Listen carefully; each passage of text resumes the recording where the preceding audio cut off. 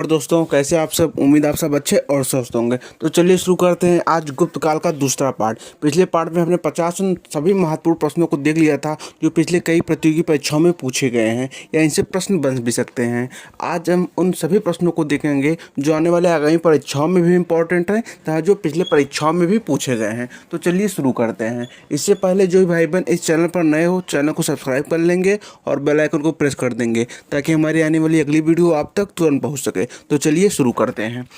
51वां प्रश्न दिया गया है कि अजंता गुफाओं के सरीखी या जैसी गुफाएं मध्य प्रदेश में कहाँ हैं। तो जिस प्रकार अजंता की गुफाएं थी उसी प्रकार मध्य प्रदेश में जो गुफाएं प्राप्त की गई वो कौन सी है, पूछा गया है। चलिए ऑप्शन देख लेते हैं। ऑप्शन ए बाघ की गुफा, ऑप्शन बी उदयगिरी विदिशा की गुफा, ऑप्शन सी मांडव की गुफा या फिर ऑप्शन डी कहीं नहीं। तो इसका राइट आंसर हो जाएगा ऑप्शन ए, अजंता की गुफाओं की तरह ही मध्य प्रदेश में गुफा बाघ की गुफा थी। तो इसका राइट आंसर ऑप्शन ए हो जाएगा। चलिए अगले प्रश्न की तरफ चलते हैं। अगला प्रश्न आपका दिया गया है कि गुप्त वंश ने अवधि में शासन किया। तो गुप्त वंश का जो काल था वह पूछा गया है कि गुप्त वंश ने किस समय से किस समय तक का शासन किया। तो चलिए ऑप्शन देख लेते हैं। ऑप्शन ए 319 से 500 ईस्वी तक, ऑप्शन बी 319 से 324 ईस्वी तक, ऑप्शन सी 325 से 375 ईस्वी तक या फिर ऑप्शन डी 566 से 597 ईस्वी तक। तो इसका राइट आंसर हो जाएगा ऑप्शन ए, गुप्त वंश ने 319 से 500 ईस्वी तक शासन किया। चलिए अगले प्रश्न की तरफ चलते हैं। अगला प्रश्न आपका दिया गया है कि बाल विवाह की प्रथा आरंभ हुई थी। तो जो बाल विवाह था उसकी प्रथा कब आरंभ हुई थी। ऑप्शन ए मौर्य काल में आरंभ हुई थी, ऑप्शन बी कुषाण काल में आरंभ हुई थी, ऑप्शन सी गुप्त काल में आरंभ हुई थी या फिर ऑप्शन डी हर्षवर्धन के काल में आरंभ हुई थी। तो जो बाल विवाह की प्रथा थी वह कब मौर्य काल में ही आरंभ हो गई थी। तो ऑप्शन ए इसका राइट आंसर हो जाएगा, मौर्य काल। चलिए अगले प्रश्न की तरफ चलते हैं। अगला प्रश्न आपका दिया गया है कि सोने के सर्वाधिक सिक्के किस काल में जारी किए गए थे। ऑप्शन ए कुषाण काल में, ऑप्शन बी गुप्त काल में, ऑप्शन सी मौर्य काल में या फिर ऑप्शन डी हिंदी यवन काल में। तो इसका राइट आंसर हो जाएगा ऑप्शन बी, गुप्त काल में। जो सोने के सर्वाधिक सिक्के थे वह गुप्त काल में जारी किए गए थे। तो ऑप्शन बी इसका राइट आंसर हो जाएगा। नेक्स्ट क्वेश्चन की तरफ चलते हैं। नेक्स्ट क्वेश्चन दिया गया है यूरोपीय भाषा में अनुदित या अनुवादित प्रथम भारतीय ग्रंथ कौन सा था। अनुदित और अनुवादित एक ही शब्द हो गया। तो चलिए देख लेते हैं option. Option A Bhagavad Gita, option B Abhijnana Shakuntalam, option C Kumara Sambhava या फिर ऑप्शन डी कामसूत्र। तो इसका राइट आंसर हो जाएगा ऑप्शन बी, अभिज्ञान शकुंतलम जो था वो यूरोपीय भाषा में अनुवादित प्रथम भारतीय ग्रंथ था। तो इसका राइट आंसर हो जाएगा ऑप्शन बी, अभिज्ञान शकुंतलम। चलिए अगले प्रश्न की तरफ चलते हैं। अगला प्रश्न आपका दिया गया है कि सती प्रथा का पहला उल्लेख कहाँ से मिलता है। तो जो सती प्रथा का उल्लेख है सर्वप्रथम कहाँ से प्राप्त किया गया है इसके बारे में पूछा गया है। चलिए ऑप्शन देख लेते हैं। ऑप्शन ए भीतरगांव के लेख से, ऑप्शन बी विलसद स्तंभ लेख से, ऑप्शन सी एरड़ अभिलेख से या फिर ऑप्शन डी भीतरी स्तंभ लेख से। तो सती प्रथा का जो पहला उल्लेख मिलता है वह हमें एरड़ अभिलेख से प्राप्त होता है। तो ऑप्शन सी इसका राइट आंसर हो जाएगा, एरड़ अभिलेख। चलिए अगले प्रश्न की तरफ चलते हैं। अगला प्रश्न आपका दिया गया है कि गुप्त वंश के निम्नलिखित शासकों को क्रम से लगाइए। गुप्त वंश के शासक दिए गए हैं और कहा गया है कि इनके शासनानुसार इनको क्रम से लगाइए। तो चलिए देख लेते हैं गुप्त वंश के शासक कौन कौन थे। ऑप्शन एक चंद्रगुप्त प्रथम, दूसरा समुद्रगुप्त, तीसरा चंद्रगुप्त द्वितीय, चौथा कुमारगुप्त, पांचवा स्कंदगुप्त। तो चलिए देख लेते हैं। तो इसका राइट आंसर हो जाएगा ऑप्शन ई, 1 2 3 4 5। तो गुप्त वंश के जो प्रथम शासक थे वह चंद्रगुप्त प्रथम थे, अर्थात गुप्त वंश की स्थापना ही चंद्रगुप्त प्रथम द्वारा की गई थी। चंद्रगुप्त प्रथम को हम किस नाम से जानते हैं, बताइए। चंद्रगुप्त प्रथम को कौन सी उपाधि प्राप्त थी। चंद्रगुप्त को जो उपाधि प्राप्त थी वो आपको कमेंट में बताना है। चलिए देख लेते हैं।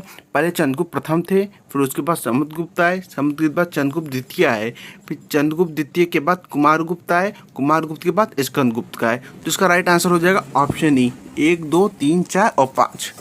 चलिए अगले प्रश्न की तरफ चलते हैं। अगला प्रश्न आपको दिया गया है कि गुप्तकालीन सिक्कों का सबसे बड़ा ढेर कहाँ से प्राप्त हुआ। तो गुप्तकालीन सिक्के तो जो थे अधिक मात्रा में सर्वाधिक कहाँ पाए गए। ऑप्शन ए बयाना भरतपुर में, ऑप्शन बी देवगढ़ झांसी में, ऑप्शन सी भूमरा मध्य प्रदेश में या फिर ऑप्शन डी तिगवा मध्य प्रदेश में। तो इसका राइट आंसर हो जाएगा बयाना भरतपुर के में गुप्तकालीन सिक्कों को सबसे बड़ा ढेर प्राप्त हुआ। तो ऑप्शन ए इसका राइट आंसर हो जाएगा। चलिए अगले प्रश्न की तरफ चलते हैं। अगला प्रश्न आपको दिया गया है कि किस गुप्त शासक को नालंदा विश्वविद्यालय का संस्थापक माना जाता है। ऑप्शन ए कुमारगुप्त प्रथम को, ऑप्शन बी स्कंदगुप्त को, ऑप्शन सी समुद्रगुप्त को, या फिर ऑप्शन डी चंद्रगुप्त प्रथम को। तो इसका राइट आंसर हो जाएगा ऑप्शन ए, नालंदा विश्वविद्यालय की स्थापना कुमार गुप्त द्वारा की गई थी। तो ऑप्शन ए इसका राइट आंसर हो जाएगा।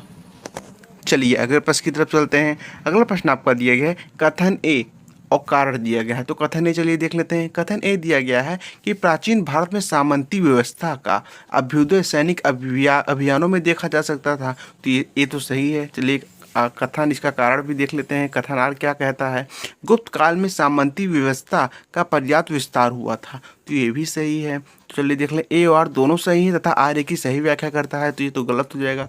ऑप्शन बी, ए और आर दोनों सही किंतु आर्य की सही व्याख्या नहीं करता। तो यही सही आंसर हो जाएगा ऑप्शन बी। कथन तो दोनों सही है लेकिन जो सही व्याख्या है आर इस ए का नहीं कर रहा है। तो इसका राइट आंसर ऑप्शन बी हो जाएगा। चलिए अगले प्रश्न की तरफ चलते हैं। अगला प्रश्न आपका दिया गया है कि गुप्त काल में उत्तर भारतीय व्यापार निम्नलिखित किस एक पत्तन से संचालित किया जाता था। तो गुप्त काल का जो उत्तर भारत में व्यापार होता था वह किस पत्तन से होता था। ऑप्शन ए ताम्रलिप्ति पत्तन से, ऑप्शन बी भड़िज पत्तन से, ऑप्शन सी कल्याण के पत्तन से, या फिर ऑप्शन डी कामने पत्तन से। तो उत्तर भारतीय व्यापार जो है वह ताम्रलिप्ति पत्तन से होता था। ऑप्शन ए इसका राइट आंसर हो जाएगा। चलिए अगले प्रश्न की तरफ चलते हैं। अगला प्रश्न आपका दिया गया है कि गुप्त शासकों द्वारा जारी किए गए चांदी के सिक्के कहलाते थे। तो गुप्त शासकों ने जो चांदी के सिक्के जारी किए थे उन्हें क्या कहते थे। चलिए ऑप्शन देख लेते हैं। ऑप्शन ए उन्हें रूपक कहा जाता था, ऑप्शन बी उन्हें कासार्पण कहा जाता था, ऑप्शन सी उन्हें दिनार कहा जाता था, या फिर ऑप्शन डी उन्हें पर्ण कहा जाता था। तो गुप्त शासकों द्वारा जो जारी किए गए चांदी के सिक्के थे उन्हें रूपक कहा जाता था। ऑप्शन ए इसका राइट आंसर हो जाएगा। और जो गुप्त शासकों द्वारा सोने के सिक्के जारी किए थे उसे दिनार कहा जाता था। चलिए अगले प्रश्न की तरफ चलते हैं। अगला प्रश्न आपका दिया गया है सूची 1 को सूची 2 को सुमेलित करना है तो सूचियों के नीचे दिए गए कोड का प्रयोग करते हुए सही उत्तर का चयन करना है। तो सूची 1 दिया गया है और सूची 2 दिया गया है। सूची 1 में लेखक जो उनकी खूबियाँ थीं उनका नाम दिया गया है। तो सूची 2 में उनकी खूबियाँ अर्थात वह किस क्षेत्र से संबंधित थे ये पूछा गया है। तो चलिए देख लेते हैं। तो विशाख दत्त किससे संबंधित थे, चलिए बताइए। विशाख दत्त का संबंध किससे था। तो विशाख दत्त का संबंध था नाटक से। विशाख दत्त ने ही तो मुद्रा राक्षस नामक पुस्तक लिखी थी। 12 मिहिर कौन थे। तो 12 मिहिर जो थे वो एक खगोल विज्ञानी थे। चरक कौन थे। तो चरक एक चिकित्सक थे। किसके शासनकाल के थे ये पूछ लेता है। तो चरक कनिष्क के दरबार के चिकित्सक थे कुषाण काल में। ब्रह्मगुप्त कौन थे। तो ब्रह्मगुप्त एक गणितज्ञ थे, इनका क्षेत्र गणित का था। चलिए अगले प्रश्न की तरफ चलते हैं। अगला प्रश्न आपको दिया गया है चंद्रगुप्त द्वितीय के काल में विद्या, कला व साहित्य का महान केंद्र कौन सा था। Option A Dharwad, option B Varanasi, option C Ujjain, या फिर ऑप्शन डी विदिशा। तो चंद्रगुप्त द्वितीय के काल में विद्या, कला व साहित्य का जो सबसे महान केंद्र था वह उज्जैन था। ऑप्शन सी इसका राइट आंसर हो जाएगा। चलिए अगले प्रश्न की तरफ चलते हैं। अगला प्रश्न आपका दिया गया है कि कालिदास की किस कृति की गिनती विश्व की 100 प्रसिद्ध साहित्यिक कृतियों में होती है। तो कौन सी कालिदास की रचना थी जिसकी गिनती विश्व के जो प्रसिद्ध साहित्य कृतियों में होती है। तो चलिए ऑप्शन देख लेते हैं। Option A Ritusamhara, option B Meghadutam, option C Abhijnana Shakuntalam, या फिर ऑप्शन डी कुमार संभव। तो इसका राइट आंसर हो जाएगा ऑप्शन सी अभिज्ञान शकुंतलम। ऐसी कृति थी इनकी जिनकी गिनती 100 प्रसिद्ध साहित्यिक कृतियों में की जाती है। चलिए अगले प्रश्न की तरफ चलते हैं। अगला प्रश्न आपका दिया गया है कि वर्तमान गणित में दशमलव प्रणाली आविष्कार का श्रेय निम्नलिखित किस युग को है। जो वर्तमान गणित में दशमलव प्रणाली है वो उसका आविष्कार किस युग में किया गया था, किसके शासनकाल में हुआ था ये पूछा गया है। चलिए देख लेते हैं। ऑप्शन ए कुषाण युग में, ऑप्शन बी गुप्त युग में, ऑप्शन सी मौर्य युग में, या फिर ऑप्शन डी वर्धन युग में। तो इसका राइट आंसर जो ऑप्शन बी गुप्त युग में ही दशमलव प्रणाली का आविष्कार किया गया था, मतलब इसकी खोज हुई थी। चलिए अगले प्रश्न की तरफ चलते हैं। अगला प्रश्न आपका दिया गया है कि निम्न में से कौन सा गुप्त वंश के पतन का कारण नहीं था। तो गुप्त वंश के पतन का कारण दिया गया है और पूछा गया है कि इनमें से कौन सा नहीं था। चलिए ऑप्शन देख लेते हैं। ऑप्शन ए स्कंदगुप्त के बाद केन की शक्तियों का दुर्बल होना, ऑप्शन बी हुड़ों का आक्रमण, ऑप्शन सी प्रांतीय शासकों का विद्रोह, या फिर ऑप्शन डी सत्ता के नियंत्रण के लिए आंतरिक कला। तो इसका राइट आंसर ऑप्शन डी हो जाएगा कि एक यही कारण नहीं था, बाकी तीनों कारण थे कि स्कंदगुप्त के बाद केन की शक्तियों का दुर्बल हो जाना, हुड़ों का आक्रमण तथा प्रांतीय शासकों का विद्रोह। चलिए अगले प्रश्न की तरफ चलते हैं। अगला प्रश्न आपका दिया गया है कि निम्नलिखित में से किस गुप्त शासक ने अपने सिक्कों पर अपने को वीणा बजाते हुए आकृति में अंकित करवाया था। तो वह कौन सा शासक था जिसने वह सिक्के जारी किए थे जिस पर किसकी आकृति बनी हुई थी, खुद की आकृति, वो भी वीणा बजाते हुए। चलिए ऑप्शन देख लेते हैं। ऑप्शन ए चंद्रगुप्त प्रथम, option B Samudragupta, option C Chandragupta द्वितीय या फिर ऑप्शन डी स्कंदगुप्त। तो इसका राइट आंसर हो जाएगा ऑप्शन बी, खुद को वीणा बजाते हुए अपने सिक्कों पर आकृति या आकृति में अंकित करवाया था वह समुद्रगुप्त था। ऑप्शन बी इसका राइट आंसर हो जाएगा। चलिए अगले प्रश्न की तरफ चलते हैं। अगला प्रश्न आपका दिया गया है कि वह प्रथम भारतीय विद्वान कौन था जिसने गणित को एक पृथक विषय के रूप में स्थापित किया था।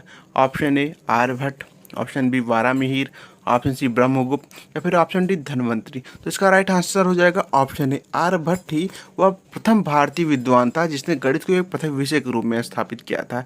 जबकि ब्रह्मगुप्त भी एक गणितज्ञ ही थे, लेकिन ये आर्यभट्ट प्रथम भारतीय विद्वान थे जिन्होंने गणित को एक पृथक विषय के रूप में स्थापित किया था। वारामिहिर भी एक गणितज्ञ थे, लेकिन ये खगोल शास्त्री थे। लेकिन विज्ञान गणित को एक पृथक विषय के रूप में आर्यभट्ट ने ही स्थापित किया था, तो इसका श्रेय आर्यभट्ट को जाता है।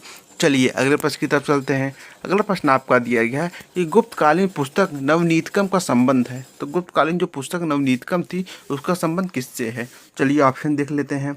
ऑप्शन ए खगोल शास्त्र से, ऑप्शन बी गणित से, ऑप्शन सी चिकित्सा से या फिर ऑप्शन डी धातु विज्ञान से। तो गुप्तकालीन पुस्तक जो नवनीतकम थी इसका संबंध चिकित्सा से है, तो ऑप्शन सी इसका राइट आंसर हो जाएगा। चलिए अगले प्रश्न की तरफ चलते हैं। अगला प्रश्न आपका दिया गया है कि तांबा का सिक्का जारी करने वाला पहला गुप्त शासक कौन था। तो वह गुप्त शासक कौन था जिसने सर्वप्रथम तांबे का सिक्का जारी किया था। चलिए ऑप्शन देख लेते हैं। ऑप्शन ए चंद्रगुप्त प्रथम, ऑप्शन बी चंद्रगुप्त द्वितीय, ऑप्शन सी रामगुप्त या फिर ऑप्शन डी स्कंदगुप्त। तो इसका राइट आंसर हो जाएगा ऑप्शन सी रामगुप्त। तांबे का सिक्का जारी करने वाला पहला गुप्त शासक रामगुप्त था। चलिए अगले प्रश्न की तरफ चलते हैं। इससे पहले अगर आपको ये सीरीज पसंद आ रही हो तो लाइक शेयर जरूर कर दीजिएगा। चलिए सूची 1 और सूची 2 सुमेलन करना है। सूची 1 में शासक दिए गए हैं और सूची 2 में उनका अभिलेख दिया गया है। ये कौन सा अभिलेख किन शासकों से संबंधित था, तो चलिए देख लेते हैं। समुद्रगुप्त, तो समुद्रगुप्त से कौन सा अभिलेख संबंधित था, तो आप सब जानते हैं कि समुद्रगुप्त से प्रयाग प्रशस्ति का अभिलेख संबंधित था। चंद्रगुप्त द्वितीय से कौन सा तो चंद्रगुप्त विक्रमादित्य से मेहरौली का लौह स्तंभ संबंधित था, तो बी का 2 हो जाएगा। स्कंदगुप्त से कौन सा संबंधित था, तो स्कंदगुप्त से भीतरी स्तंभ संबंधित था, सी का 3 हो जाएगा। बुद्धगुप्त से कौन सा संबंधित था, तो बुद्धगुप्त से पहाड़पुर का ताम्रपत्र संबंधित था, तो डी का 4 हो जाएगा। यहाँ ए का 1, बी का 2, सी का 3 एवं डी का 4 हो जाएगा। चलिए अगले प्रश्न की तरफ चलते हैं। अगले प्रश्न में भी आपको सुमेलन करना है। सूची 1 में मुद्रा के प्रकार दिए गए हैं और सूची 2 में उनसे संबंधित शासक दिए गए हैं। तो कुमार देवी प्रकार अर्थात जो मुद्रा थी उस पर जिसकी कृति हुई थी उसके प्रकार दिए गए हैं। तो कुमार देवी प्रकार जो मुद्रा पे उकेरित किया गया था अर्थात अंकित किया गया था वह किससे संबंधित है, तो वह संबंधित था कुमार देवी प्रकार चंद्रगुप्त प्रथम से। तो इसका राइट आंसर हो जाएगा कुमार देवी का चंद्रगुप्त प्रथम। वीणावादन प्रकार, तो सिक्कों पर वीणावादन मतलब खुद को वीणा बजाते हुए अंकित किया था किसने, तो समुद्रगुप्त ने, बी का 2 हो जाएगा।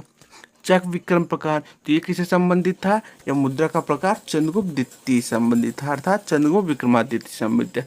ऑप्शन डी कार्तिकेय प्रकार, तो ये किससे संबंधित था, कार्तिक प्रकार संबंधित था कुमारगुप्त प्रथम से, डी का 4 हो जाएगा। तो ए का 1, बी का 2, सी का 3 एम डी का 4 हो जाएगा। चलिए अगले प्रश्न की तरफ चलते हैं। अगला प्रश्न आपका दिया गया है सुमेलन करना। सुमेलित 1 में सूची 1 में शासक दिए गए और सूची 2 में उनको प्राप्त उपाधि दी गई है। तो चंद्रगुप्त प्रथम को कौन सी उपाधि प्राप्त थी, तो चंद्रगुप्त प्रथम को महाराजा धीराज के उपाधि से जाना जाता है। समुद्रगुप्त को कौन सी उपाधि प्राप्त थी, तो समुद्र को अश्वमेधकर्ता भी कहते हैं, इसको परम भागवत भी कहते हैं, इसको विक्रमक भी कहते हैं, इसको कविराज की उपाधि भी प्राप्त थी। तो इसको भारत का नेपोलियन भी कहा जाता है। और भारत का नेपोलियन किसने कहा था, तो विल स्मिथ ने कहा था। तो समुद्रगुप्त के बारे में आपको जानना चाहिए तथा उनके जो अधिक उपाधियाँ प्राप्त थी, जैसे भारत का नेपोलियन, कई परीक्षाओं में पूछ लिया जाता है कि भारत का नेपोलियन कौन है, तो इसकी उपाधि समुद्रगुप्त को मिली है। तो किसने दी थी, तो विल स्मिथ ने दी थी, इतिहासकार थे एक। तो चंद्रगुप्त द्वितीय को परम भागवत, सी का परम भागवत की उपाधि चंद्रगुप्त द्वितीय को प्राप्त है। लेकिन पहला शासक कौन था जिसने परम भागवत की उपाधि धारण की थी, वह समुद्रगुप्त था, गुप्त वंश का पहला शासक। स्कंदगुप्त को शकुरपन भी कहा जाता है। तो स्कंदगुप्त शकुरपन किस अभिलेख में कहा जाता है पूछ लिए, तो ये कहोम का स्तंभ लेख, कहोम स्तंभ लेख में ही समुद्रगुप्त को शकुरपम कहा गया था। चलिए अगले प्रश्न की तरफ चलते हैं। अगला प्रश्न आपका दिया गया, सूची 1 को सूची 2 के साथ सुमेलित कीजिए। सूची 1 में शासक दिए गए हैं और सूची 2 में शासकों की पत्नी के बारे में बताया गया है कि कौन सी किसकी पत्नी थी। तो ऑप्शन है चंद्रगुप्त प्रथम। चंद्रगुप्त प्रथम की पत्नी का क्या नाम था? चंद्रगुप्त प्रथम की पत्नी का नाम था कुमारी देवी, कुमारी देवी जो कि लिच्छवी की थी। तो एक का वन हो जाएगा। रामगुप्त प्रथम, तो इनकी पत्नी का क्या नाम था? तो रामगुप्त की पत्नी का नाम ध्रुव देवी था। तो बी का 2 हो जाएगा। समुद्रगुप्त, समुद्र की पत्नी का क्या नाम था? तो समुद्र की पत्नी का नाम दत्ता देवी था। रुद्रसेन द्वितीय, तो रुद्रसेन द्वितीय के पत्नी का क्या नाम था? तो उनकी पत्नी का प्रभावती गुप्त। तो डी का 4 हो जाएगा। चलिए अगले प्रश्न की तरफ चलते हैं। अगला प्रश्न आपको दिया गया है कि कुछ गुप्त शासक ने दक्षिणापथ में स्थित 12 राज्यों पर धर्म विजय की थी। तो वह गुप्त काल का वो कौन सा शासक था जिसने दक्षिणापथ में स्थित 12 राज्यों पर धर्म विजय की थी? ऑप्शन है चंद्रगुप्त प्रथम, option B Samudragupta, option C Chandragupta द्वितीय या फिर ऑप्शन डी स्कंदगुप्त। तो इसका राइट आंसर हो जाएगा ऑप्शन बी समुद्रगुप्त। ऐसा शासक था गुप्त वंश का जिसने दक्षिणापथ में स्थित 12 राज्यों पर धर्म विजय प्राप्त की थी। ऑप्शन बी इसका राइट आंसर हो जाएगा। चलिए अगले प्रश्न की तरफ चलते हैं। अगला प्रश्न आपका दिया गया है कि सब राजोच्छेता अर्थात सभी राजाओं को उखाड़ फेंकने वाला की उपाधि किसने धारण की थी? ऑप्शन ए चंद्रगुप्त प्रथम ने, ऑप्शन बी चंद्रगुप्त द्वितीय ने, ऑप्शन सी समुद्रगुप्त ने या फिर ऑप्शन डी स्कंदगुप्त ने। तो सर्व राजोच्छेता की उपाधि जो थी अर्थात सभी राज्यों को उखाड़ फेंकने वाला की उपाधि ये समुद्रगुप्त को प्राप्त थी। तो ऑप्शन सी इसका राइट आंसर हो जाएगा। चलिए अगले प्रश्न की तरफ चलते हैं। अगला प्रश्न आपका दिया गया है कि किसने अंतिम शक शासक रुद्र सिंह थर्ड को पराजित कर उसकी हत्या कर शकों को अंतिम रूप से उन्मूलन किया था? तो वह शासक कौन था? ऑप्शन ए चंद्रगुप्त प्रथम था, ऑप्शन बी चंद्रगुप्त द्वितीय था, ऑप्शन सी समुद्रगुप्त था या फिर ऑप्शन डी स्कंदगुप्त था। तो गुप्त वंश का वह शासक चंद्रगुप्त द्वितीय था अर्थात चंद्रगुप्त विक्रमादित्य था जिसने रुद्र सिंह थर्ड को पराजित कर उसकी हत्या कर तथा शकों को अंतिम रूप से उन्मूलन कर दिया था अर्थात शक वंश समाप्त कर दिया था। ऑप्शन बी इसका राइट आंसर हो जाएगा। चलिए अगले प्रश्न की तरफ चलते हैं।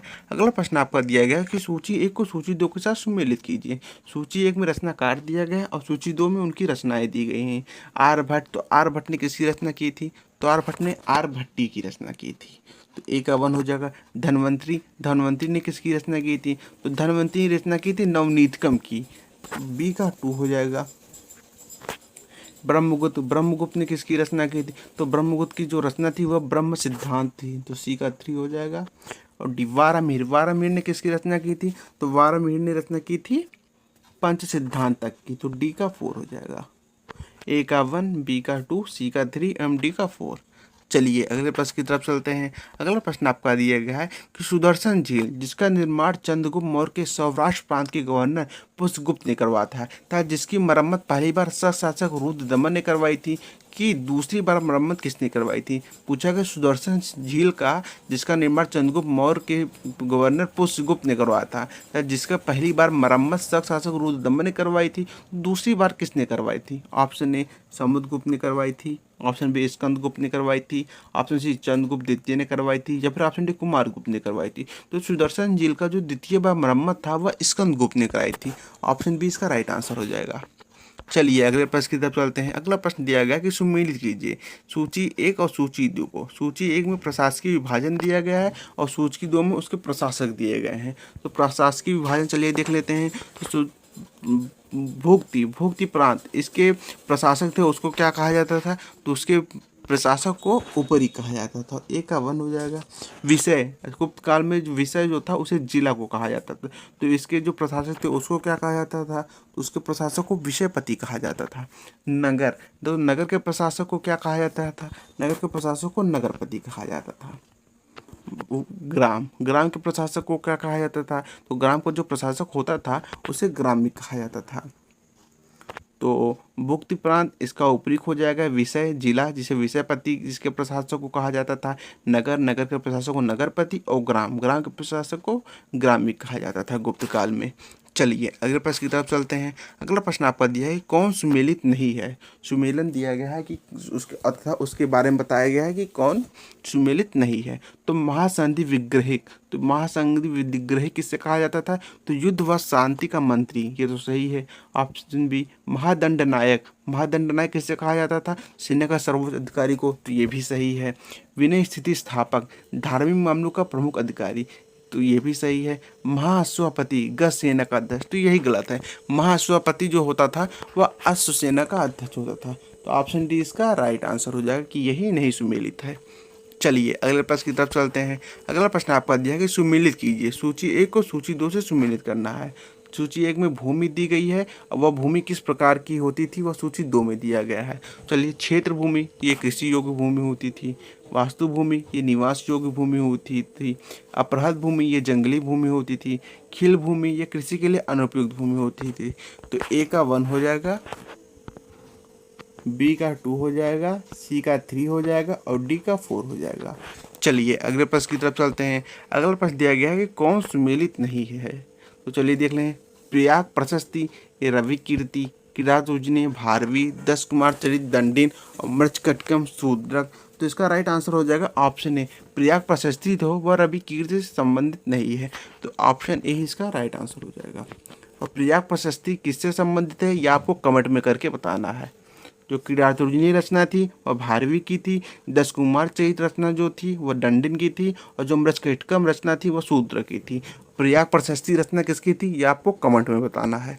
चलिए अगले प्रश्न की तरफ चलते हैं। अगला प्रश्न आपका दिया कि ये कौन सही सुमेलित नहीं है, ये फिर पूछा गया है। चलिए देखते हैं। वाग्भट, वाग्भट अष्टांग हृदय से संबंधित थे।